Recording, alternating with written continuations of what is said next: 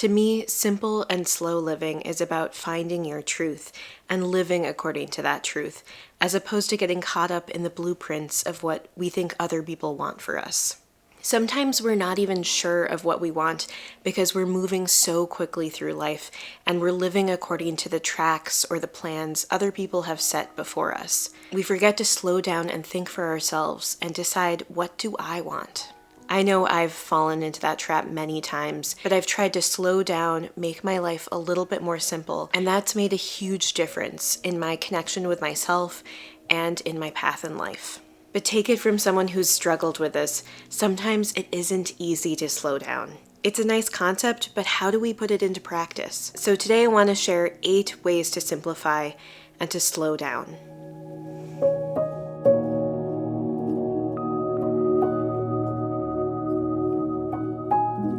The first one is to stop avoiding real life.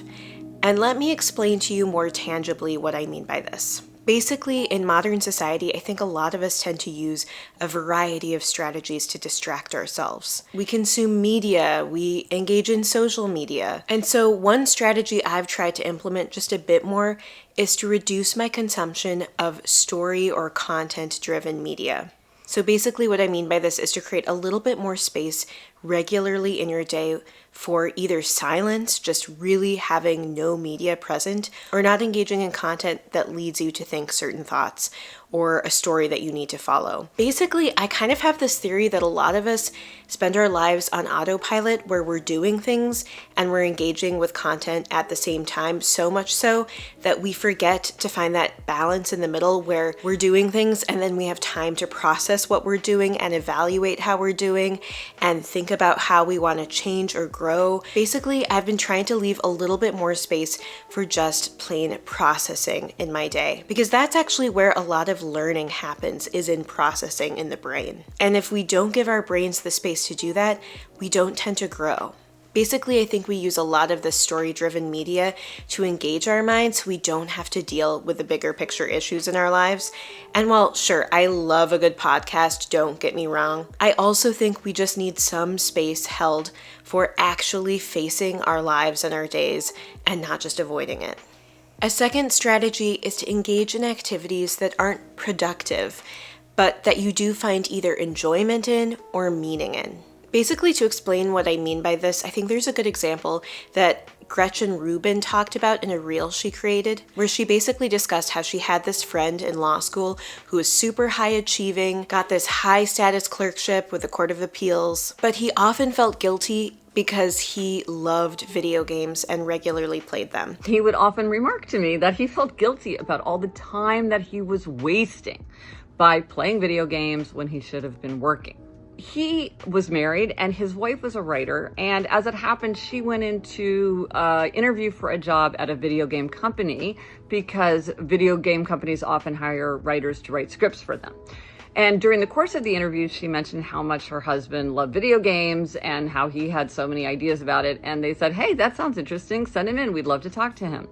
So my friend went in to talk to the people at this video game company, and they were so impressed by what he had to say that they offered him a job. Basically, Gretchen Rubin's interpretation of this is that we don't know what's a waste of time and what is preparing. We can't necessarily determine in the moment what is pointless for us and what is a good use of our time. And quite often, I think if we follow our natural internal compass and what we just enjoy, it may actually pay off in ways we don't expect in the future. You may be preparing for life in ways that you don't even realize. And I know it's kind of weird to use video games as an example in a slow living video, but I guess I think sometimes our assumptions about what's good for us and what's not good for us is based on these societal constructs and these societal beliefs about what's useful and what's not, what's good and what's not. We don't necessarily need to feel so much guilt about doing something just for the fun of it, because it might actually be teaching us something that we don't realize we need to learn.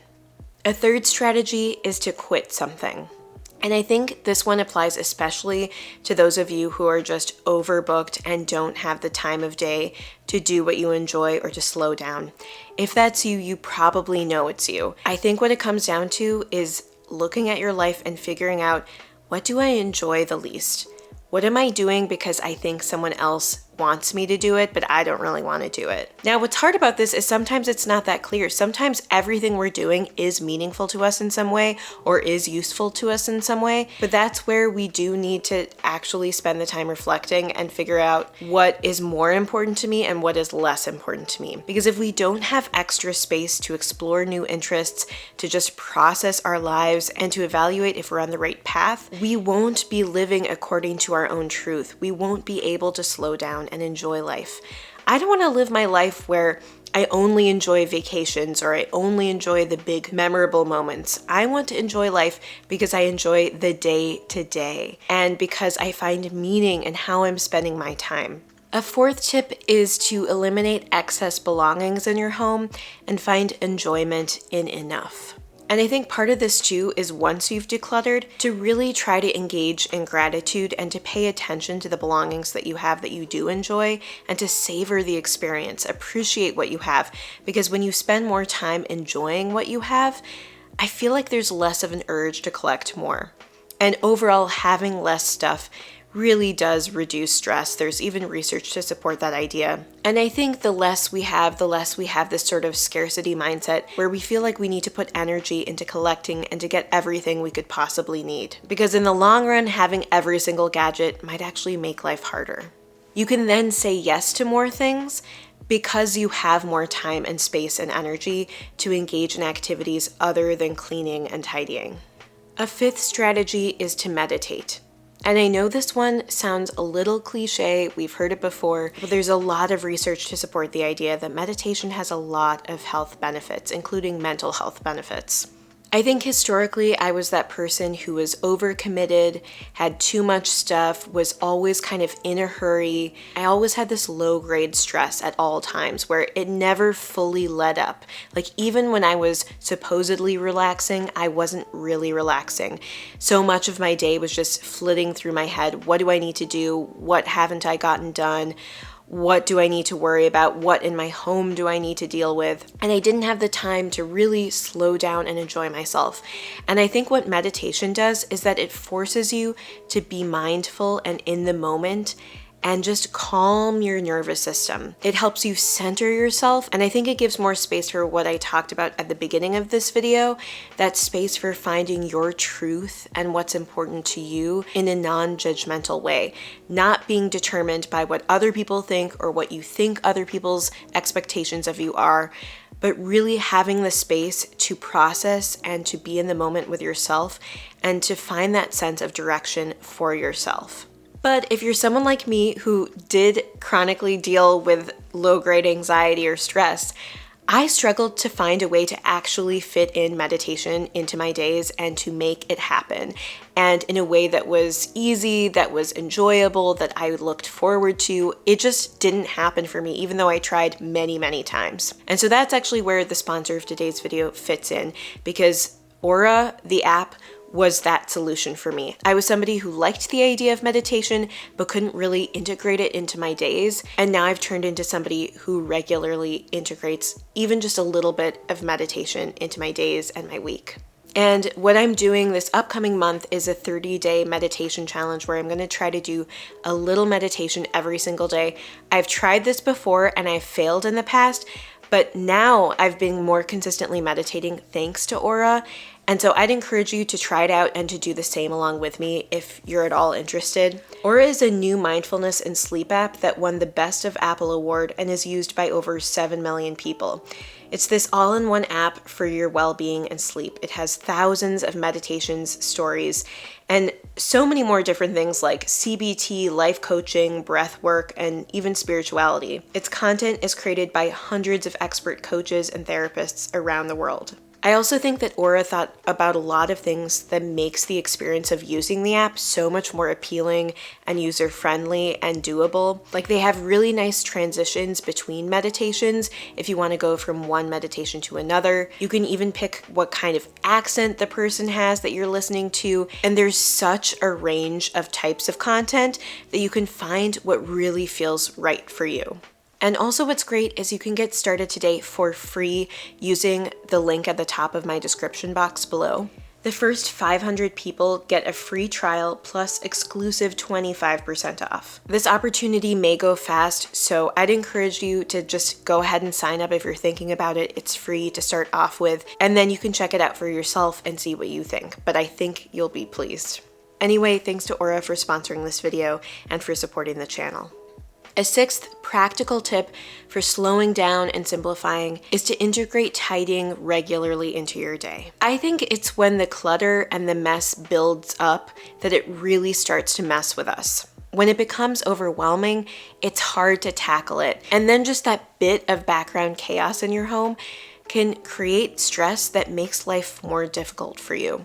And what I've realized is the more I've integrated just 5-minute spurts of tidying throughout my day, when I get up in the morning, before I go to bed, when I'm moving through the kitchen, I have found such an impact on my overall sense of well-being and peace. I feel like my life opens up to possibility. I'm more willing to invite friends over last minute on a whim. I'm more able to say yes to going out and doing activities because I don't have to spend all of Saturday cleaning my house that has become chaotic. Or I also just have more time to sit down and relax in the evening and not have all this stuff in my space telling me that I need to do something with it. Basically, the more the pressure of the mess builds, the more overwhelming it is, and the more hectic our lives become. So I think after we declutter, tidying naturally becomes easier, so that's a great opportunity to get into a new habit of just regularly doing little tidying sessions throughout your day, throughout your week, and you'll see such a payoff in how it just simplifies your life and makes it easier to get things done. A seventh tip is to build buffer time into your day. And this buffer time can either be used for quiet moments, for sitting and meditating or being mindful, or it can allow for flexibility. If you don't leave any buffer time, then there's no room for error, there's no room for mistakes, and you'll end up getting behind. But if you build buffer time into your day, either for mindfulness and meditation or to kind of rearrange things to make them work for the particular circumstances you're dealing with, you'll be able to deal with the bumps in the road of life and renegotiate your time and make your day work for you. An eighth tip, and this one might be the most important, is to remember to advocate for yourself. Part of what makes slowing down tough is not knowing how to say no, or not knowing how to ask for help. A perfect example of this is finding the right doctor and getting your questions answered by the doctor and making sure that you're following up to really understand what's going wrong with you if you're dealing with symptoms. I think I mentioned this before, but when I first started having symptoms of MS, I kind of discounted them. I didn't really bring them up to the doctor, or maybe I brought them up once, but I didn't really say, this is of concern to me. I want to get tested for what's going on, why I'm experiencing dizziness, vertigo. And it wasn't until I had a more dramatic flare in my MS that I really got to the bottom of things and went to the ER and eventually got diagnosed. And while I don't entirely blame myself, I think it's an understandable process I went through, I also think back to what if I had been better about telling my doctor, I'm worried about my vertigo and my dizziness, and I want to get to the bottom of it. Because if I had, maybe I wouldn't have the constant dizziness that I now have to literally live with every day. Because back then it would come and go, and most of the time I wasn't dizzy, whereas now it is literally there all the time. And I just wished that I had advocated for myself, because that would have simplified my life so much more and made my whole medical situation a lot better if I had just gone out on a limb and not been embarrassed to ask the questions and to be forceful about saying, I want to get tested for all these different things. I want to figure out what's wrong here. If you don't ask for what you want, you're not going to get what you want. And I have had to learn this the hard way through doing a bunch of freelance work. Now that I've worked with a lot of different companies, both for podcasting, but also for video work and also for YouTube and even sponsorships, I've learned that if I don't ask, I won't get what I feel I want or deserve. And often if I do ask, I will get what I want. If you're neglecting an area of your life where you feel overwhelmed, where you feel used, if there's someone you're working with or a friendship where you feel like you're putting in more than they are, pay attention to what's been bothering you regularly, and remember to take action and to speak your truth and to speak your needs. And I think a lot of it is doing it in a way that's calm, that's relaxed, that's even friendly. If you can do it without making it sort of a big deal in the moment and having this long preamble and preface, and you just go in and you say it, quite often things will work out okay. And maybe the answer will be no, but at least then you'll know the answer. These examples kind of ran the gamut. There were a bunch of different ways to simplify and to slow down, but I do think that each of these strategies has genuinely helped me create more space in my life for processing, for finding the path that feels right to me, and to pursue a life that feels more whole. Anyway, that's most of what I've got for you today. Again, if you're interested in trying out the Aura app and joining me on a 30-day meditation challenge, then click the link at the top of the description box. And also, if you enjoyed this video, please hit the thumbs up button. It's a great way to support the channel. You can also subscribe below for more videos like this. Thank you so much for spending this little bit of time with me, and I hope you have a wonderful rest of your day. Bye!